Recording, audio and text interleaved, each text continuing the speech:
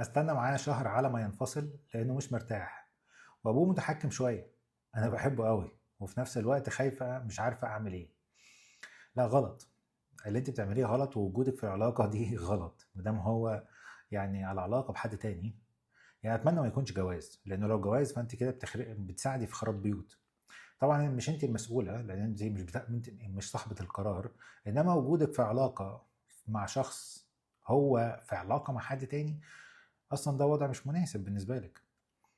وده م- بيدل على اكتر من حاجه. اول حاجه انه لو هو عشان مش مرتاح معاها فهو معاكي، فده معناه ان هو مش مسؤول كفايه انه يحل مشاكله مع الشخص الانسان اللي هو مرتبط بيها، ويشوف ممكن يعملوا ايه مع بعض بغض النظر عنك.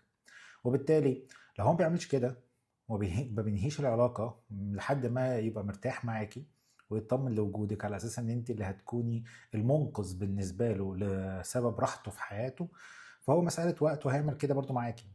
ان هو ما يبقى تعبان منك، متضايق منك، مش مرتاح معاكي، فهيدور على غيرك. فحلقة ودايرة. دي اول حاجة. تاني حاجة انه في الاغلب دي بتبقى اشتغالة.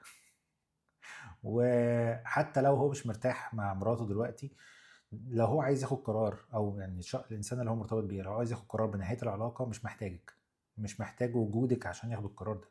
لو عايز ياخده هياخده. ف فوق لنفسك. اللي انت بتعمليه غلط، ووجودك في العلاقة غلط، والقصة دي كلها غلط. بغض النظر بقى عن ابوه متحكم، لان دي مشكلة تانية كبيرة يعني في حد ذاتها. يعني بغض النظر بقى هو بقى مرتبط مش مرتبط، دي في حد ذاتها مشكلة. ف يعني اتمنى ان انت ما تاخديش المواضيع يعني قرار مصيري زي الارتباط بمشاعرك من غير ما تفكري، هتندمي.